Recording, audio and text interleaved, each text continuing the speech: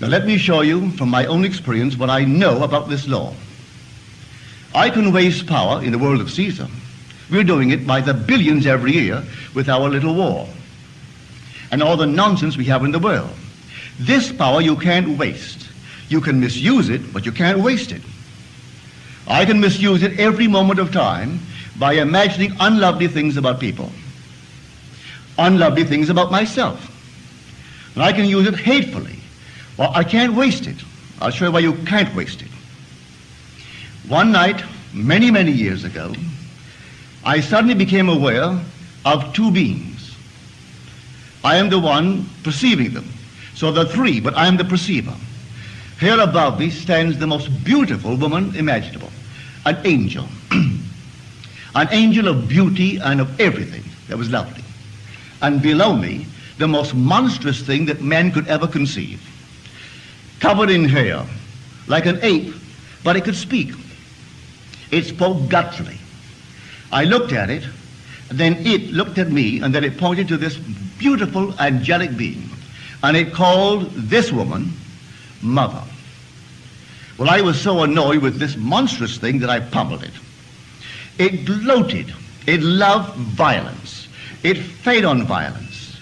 Every time I was violent, it became stronger. And this beautiful thing, glowing, but this one is calling it Mother. And suddenly, as I am beating this thing, I realize, well, this is the embodiment of all of my misspent energy. As this one is the embodiment and personification of every noble thought I've ever entertained. I looked at this thing. I had no one with whom I could swear. I felt a compassion I have never known before. I looked at this monstrous thing and realized it is but the result of my own misused energy. It never should have been given birth. And I say to myself, I will redeem you if it takes me eternity. I pledged myself to redeem it. And do you know what happened? At that very moment, before my eyes, the whole thing withered. That monstrous thing, the embodiment of power, horrible looking thing, it all got smaller and smaller and smaller and left no trace of ever having been present. But as it got smaller and smaller and disappeared, the energy returned to me. I felt infinite power. I felt like I could have done anything.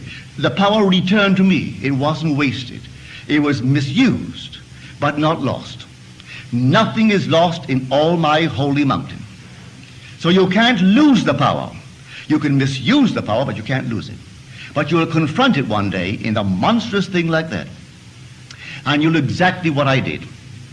You won't wait to redeem him. At the very moment that you pledge yourself and you mean it, I'll redeem you if it takes me eternity. At that moment, that monstrous thing withers, gets smaller and smaller, and this one glows. It becomes radiant like a star. She is the embodiment and the permanent personification, getting ever greater, of your own noble, wonderful thoughts. Every lovely act of yours feeds her. Every ignoble act of yours feeds him. And they walk with you. This one whispers the lovely things, encouraging you to be noble. And this one whispers the violent things. If you are at the crossroads as to what you should do, this one wants to be fed. He can only feed on violence. And this one can only feed on the noble, lovely thoughts of man. And man creates them. You see your own creation, and it's all the same power of your own wonderful human imagination. From then on, you know where you are. You are a creative power. And you go out to change everything in your world to make it conform to something lovelier. And you don't do it on the outside, you do it on the inside. You do it all in your imagination. Imagination is God, and there is no other God. His name is I am, forever and forever and forever. That's God. And yet when you do meet the personification of your own imagination, you see a man. And that man is infinite love. You will also meet him in another garment, and he is infinite power. He is infinite wisdom. And you realize that the being that you really are is a protean being. He plays all the parts. When you meet him, his fundamental being is love. But he also is power, and you see him as power. And he also is wisdom, and you see him as wisdom. And you don't have to ask any question as to who are you. It's so obvious that you stand in the presence of infinite power, or infinite wisdom, or infinite love. And you know the truth of these statements of Scripture. When it said God is love, you stand in the presence of God. Infinite love. And it's a man. Our scientists tell us of an impersonal force. This is not impersonal. This is very personal. God is a man. You are a man. God is no more. Your own humanity learn to adore. For everything here is God.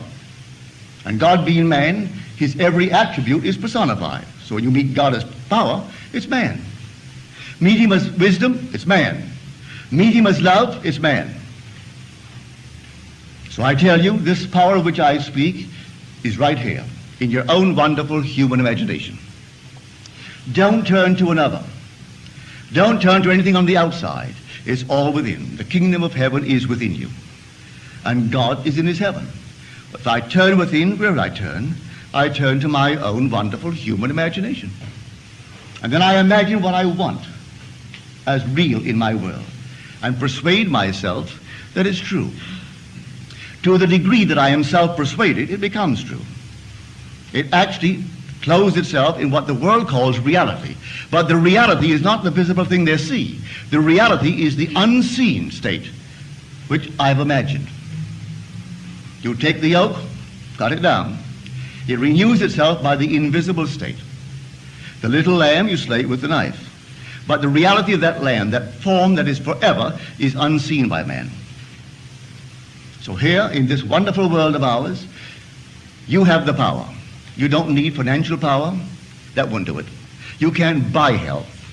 You can't buy respect. Or you could buy it for a little while, but they don't really respect you. Let the money go, and they don't respect you. You don't need anything in the world of Caesar to buy what you want. Come, you're told, buy it. Without price, without money. When you say buy it without price, well then you see it's not Caesar's coin that you use. You use your own wonderful human imagination.